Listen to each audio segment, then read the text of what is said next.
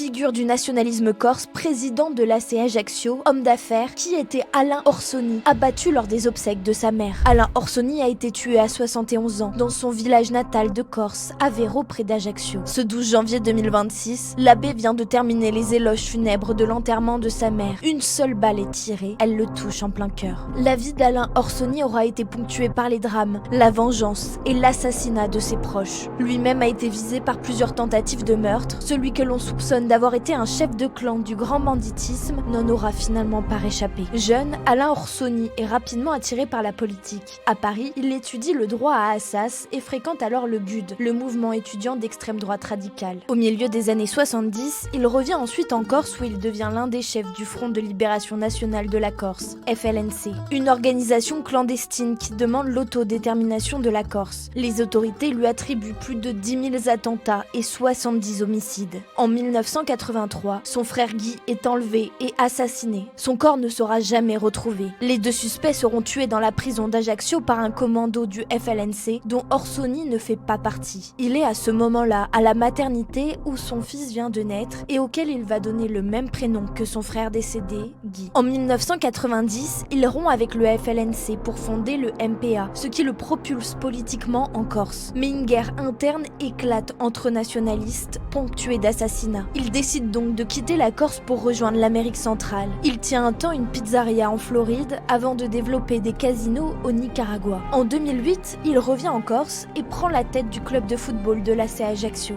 Il échappe alors à une tentative d'assassinat sur fond de rancœur avec une bande rivale dite du Petit Bar. En cause, le contrôle de la chambre de commerce et d'industrie de la Corse du Sud. Le fils d'Alain Orsoni est quelques années plus tard condamné à de la prison ferme pour avoir, lui aussi, tenté d'assassiner un membre supposé du Petit Bar. Les morts s'enchaînent. En 2012, son ami et avocat Antoine Soyacaro est abattu au volant de sa Porsche dans une station-service. Un mois plus tard, c'est au tour de Jacques Nasser, le président de la chambre de commerce et d'industrie, d'être abattu en plein centre d'Ajaccio. Déboires financiers, menaces de représailles, projets d'attentat. Alain Orsoni se savait en sursis. Ses liens avec la criminalité auront finalement eu raison de lui.